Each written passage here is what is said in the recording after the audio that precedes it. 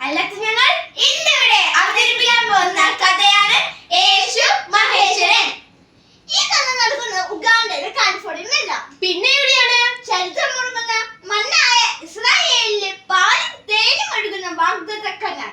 ഇതാണ് ഇന്നത്തെ യെരൂശലേം. ചരിത്രകാരന്മാർ യെരൂശലേം നോക്കി ഇങ്ങനെ പാടി: അമ്പയെരൂശലേം അമ്പരി കാഴ്ചയിൽ അമ്പരി വരുന്ന നാളിന്തു മനോഹരം. അമ്പയെരൂശലേം അമ്പരി കാഴ്ചയിൽ അമ്പരി വരുന്ന നാളിന്തു മനോഹരം. അമ്പയെരൂശലേം. അതാ അവിടേക്ക് നോക്കൂ, അതാ നമ്മുടെ കഥാനായികയായ മറിയ. അവൾ എന്തോ ചിന്തിക്കുന്നു. എന്താണ് അവൾ ചിന്തിക്കുന്നത്? അവളുടെ വിവാഹമാണ്. തച്ചനായി യോസേഫാണ് വരാൻ. അവൾ ചിന്തയിലായി. പ്രേമം എന്നിൽ വർദ്ധിക്കുന്നേ, പ്രിയനോട് ചേരുവാൻ നാളുകൾ ഞാൻ എണ്ണി എണ്ണി ജീവിച്ചിരുന്നേ. വീണ്ടും അവളുടെ മനസ്സിലൊരു പാട്ട് വന്നു. അവൻ വരുന്ന നാളിൽ എന്റെ കാലം പിടിച്ച് തന്റെ മാർമോടച്ചിടുമേ. അവൻ വരുന്ന നാളിൽ എന്റെ കാലം പിടിച്ച് തന്റെ മാർമോടച്ചിടുമേ. അവൾ എന്തോ ചിന്തിക്കുന്ന സമയത്ത് പെട്ടെന്നൊരു വിളി കേട്ടു. അവൾ തിരിഞ്ഞു നോക്കി. അതാ നിൽക്കുന്നു സൂര്യന് വെല്ലുന്ന ശോഭയായ ഗബ്രിയേൽ ദൂതൻ. ദൂതൻ അവളോട്: ഭയപ്പെടേണ്ട, നീ ഗർഭം ധരിച്ചൊരു മകനെ പ്രസവിക്കും, അവനെ യേശു എന്ന് പേരിടണം. ഇതാ ഞാൻ കർത്താവിന്റെ ദാസ എന്ന് പറഞ്ഞ് അദ്ദേഹത്തിന് തന്റെ മനസ്സോട്. മറിയ ഗർഭിണിയായിരുന്ന കാര്യം അറിഞ്ഞ യോസേഫ് അവളെ ഉപേക്ഷിക്കാൻ തുടങ്ങി. എന്നാൽ അവിടെ ദൂതൻ പ്രത്യക്ഷപ്പെട്ടു. പിന്നെ യോസേഫും മറിയയും കൂടി കഴുതപ്പുറത്ത് യാത്രയായ മറിയ ഇങ്ങനെ പാടി: കഴുതമേൽ കയറിയിടും പാട്ടോടെ യാത്രയ്ക്കായി, കഴുതമേൽ കയറിയിടും പാട്ടോടെ യാത്രയ്ക്കായി, കോട്ടമില്ലാതുള്ള വീട്ടിൽ ഞാൻ എത്തിയിടും, കോട്ടമില്ലാതുള്ള വീട്ടിൽ ഞാൻ എത്തിയിടും. യാത്രയിൽ മറിയയ്ക്ക് പ്രസവവേദന തുടങ്ങി. എല്ലായിടത്തും പടയം തേടിയെങ്കിലും ആരും അവളെ സഹായിച്ചില്ല. അവസാനം കാലിത്തൊഴുത്തിൽ കുഞ്ഞു പിറന്നു. കുഞ്ഞിനാണ് ഇടയന്മാരും വിദ്വാൻമാരെത്തി.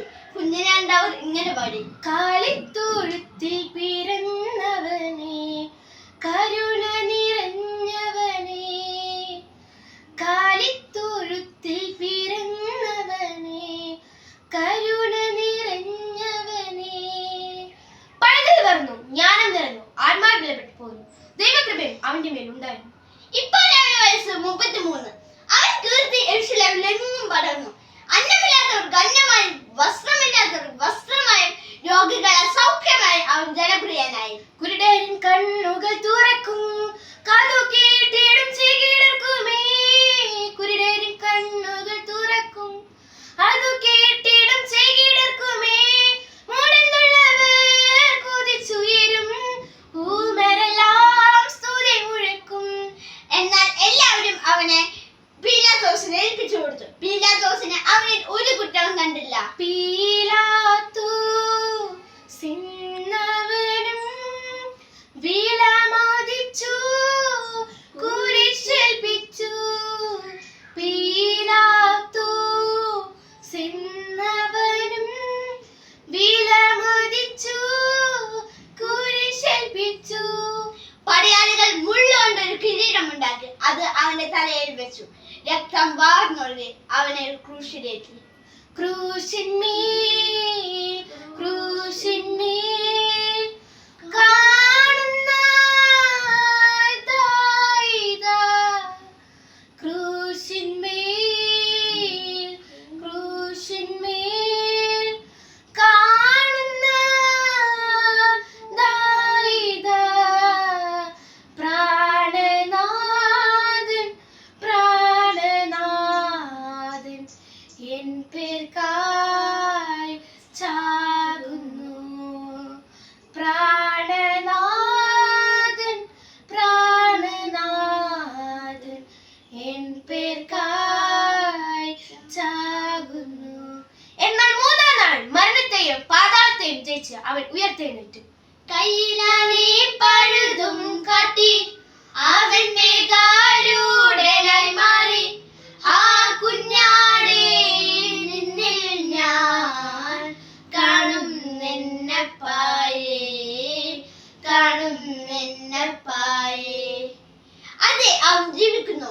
അതെ, അവൻ മടങ്ങി വരും. ഇതാ നമ്മുടെ കർത്താവായ വരുവിനെ നിങ്ങൾ ഒരുങ്ങിയിട്ടുണ്ടോ എന്ന ചോദ്യം നിങ്ങളുടെ മുമ്പിൽ വെച്ചുകൊണ്ട് ഞങ്ങൾ വിടവാങ്ങുന്നു. കൊയ്ത്തിൻ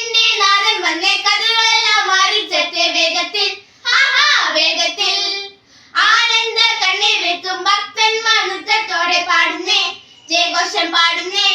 ഇനി കണ്ണീരില്ല, മുറിവിളിയില്ല, ദുഃഖമില്ല നിത്യതയിൽ.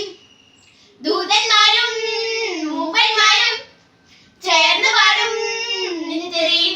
ഇനി കണ്ണീരില്ല, കണ്ണീരില്ല, മുറിവിളിയില്ല, മുറിവിളിയില്ല, ദുഃഖമില്ല, ദുഃഖമില്ല നിത്യതയിൽ, നിത്യതയിൽ. ദൂതന്മാരും ദൂതന്മാരും മൂപ്പന്മാരും മൂപ്പന്മാരും ചേർന്ന് പാടും നിത്യതയിൽ. അന്നാളിൽ തള്ളപ്പെട്ട് നെഞ്ചം കീറി കണ്ണീർ വാർത്താൽ കാര്യമില്ല സോദരാ. അനുതാപമോടെ നീ പാപത്തിൻ വഴി മാറ്റി യേശുവിനെ നേടുക. ഇപ്പോൾ യേശുവിനെ